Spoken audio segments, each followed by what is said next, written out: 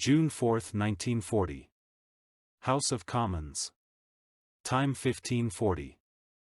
The Prime Minister of Great Britain, Winston Churchill, takes the stage. Operation Dynamo had just ended, and British forces had managed to evacuate some 338,000 troops trapped in Dunkirk. But the climate was particularly ominous, as the Allies had suffered a terrible military defeat, which would not only lead to the capitulation of France, but also open up the prospect of an invasion of the British Isles by German forces. Under these circumstances, Churchill had the difficult task of informing the British people of the developments, but also of reiterating his faith in the eventual victory of the war.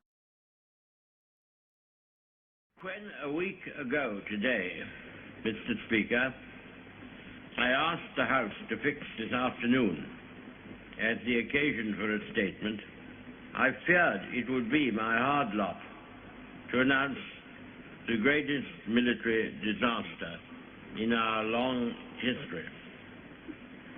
I thought, and some good judges agreed with me, that perhaps 20 or 30,000 men might be re-embarked. But it certainly seemed that the whole of the French First Army and the whole of the British Expeditionary Force north of the Amiens-Abbeville gap would be broken up in the open field, or else would have to capitulate for lack of food and ammunition. These were the hard and heavy tidings for which I called upon the House and the nation to prepare themselves a week ago. The whole root and core and brain of the British Army, on which and around which we were to build and are to build the great British armies in the later years of the war, seemed about to perish upon the field or be led into an ignominious and starving captivity.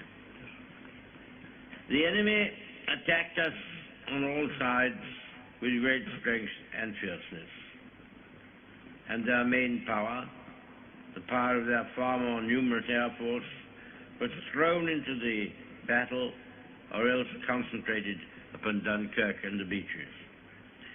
Pressing in upon the narrow exit, both from the east and from the west, the enemy began to fire with cannon upon the beaches by which alone the shipping could approach or depart.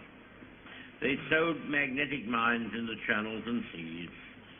They sent repeated waves of hostile aircraft, sometimes more than 100 strong in one formation, to cast their bombs upon the single pier that remained, and upon the sand dunes on which the troops had their only shelter. Their U-boats, one of which was sunk, and their motor launches took the toll of the vast traffic which now began. For 4 or 5 days an intense struggle reigned. All their armored divisions, or what was left of them, together with great masses of infantry and artillery, hurled themselves in vain upon the ever-narrowing, ever-contracting appendix within which the British and French armies fought. Meanwhile, the Royal Navy, with the willing help of countless merchant seamen, strained every nerve to embark the British and Allied troops. 220 light warships and 650 other vessels were engaged. They had to operate upon the difficult coast, and often in adverse weather, under an almost ceaseless hail of bombs and an increasing concentration of artillery fire. Nor were the seas, as I have said, themselves free from mines and torpedoes. It was in conditions such as these that our men carried on with little or no rest, for days and nights on end, making trip after trip across the dangerous waters, bringing with them always men whom they had rescued. The numbers they have brought back are the measure of their devotion and their courage. The hospital ships which brought off many thousands of British and French wounded, being so plainly marked, were a special target for Nazi bombs. but the men and women on board them never faltered in their duty. Meanwhile, the Royal Air Force, which had already been intervening in the battle, so far as its range would allow, from our home bases, now used part of its main metropolitan fighter strength and struck at the German bombers and at the fighters, which in large numbers protected them. This struggle was protracted and fierce. Suddenly, the scene is cleared. The crash and thunder has, for the moment, but only for the moment, died away.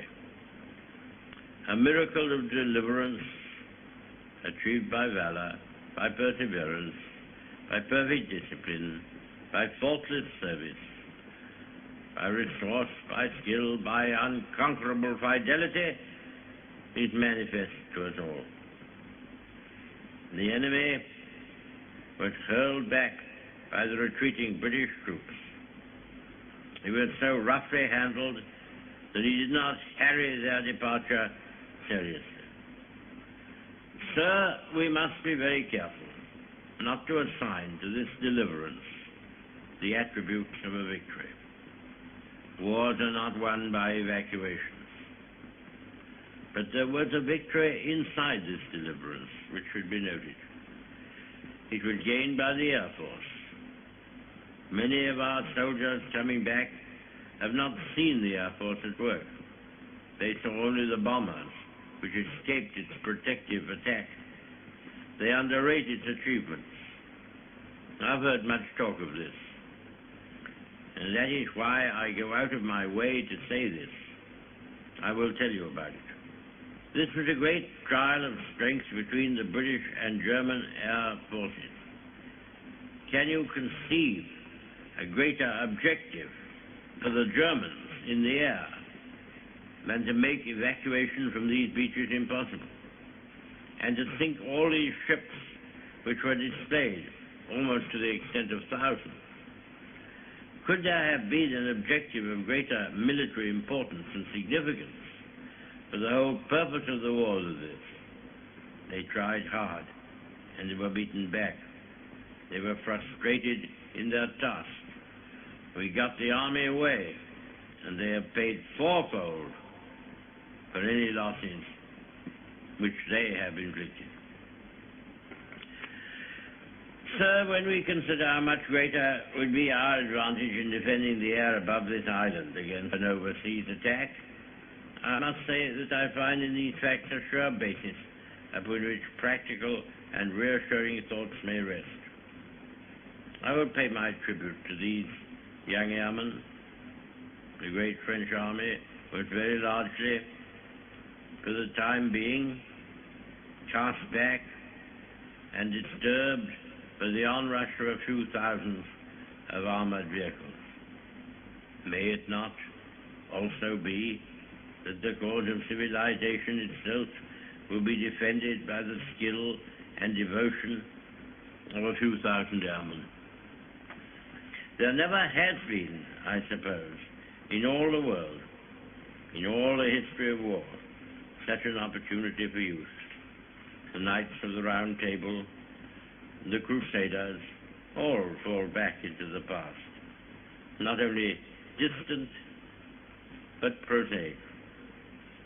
These young men going forth every morn to guard their native land and all that we stand for, holding in their hands these instruments of colossal and shattering power, of whom it may be said that every morn brought forth a noble chance, and every chance brought forth a noble night, deserve our gratitude, and to all the brave men who in so many ways and on so many occasions are ready and continue ready to give life and all for their native land.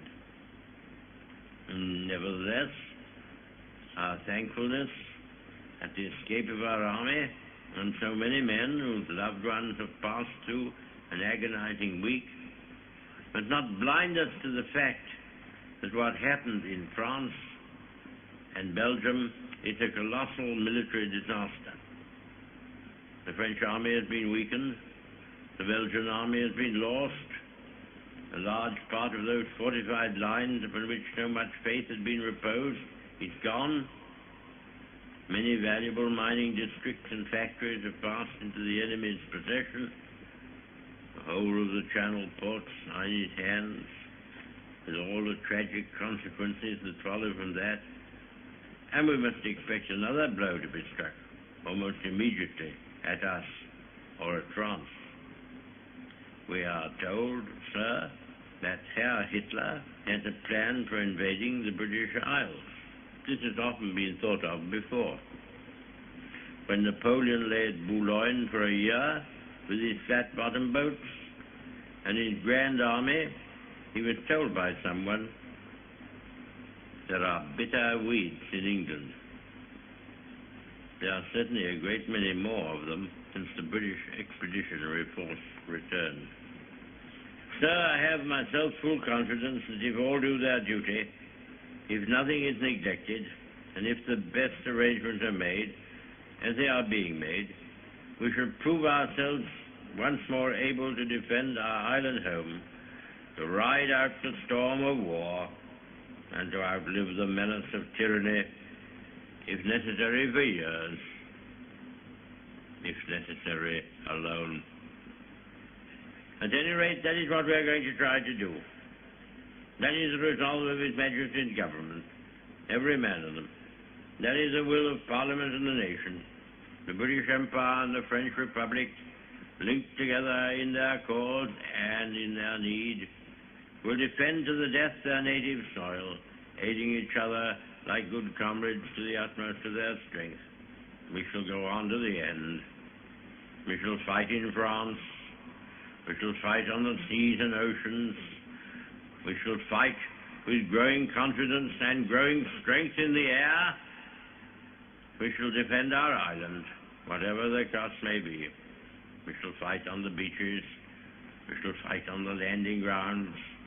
We shall fight in the fields and in the streets. We shall fight in the hills. We shall never surrender. And if, which I do not for a moment believe, this island or a large part of it were subjugated and starving, then our empire beyond the seas, armed and guarded by the British fleet, would carry on the struggle until, in God's good time, the new world, with all its power and might, steps forth to the rescue and the liberation of the old.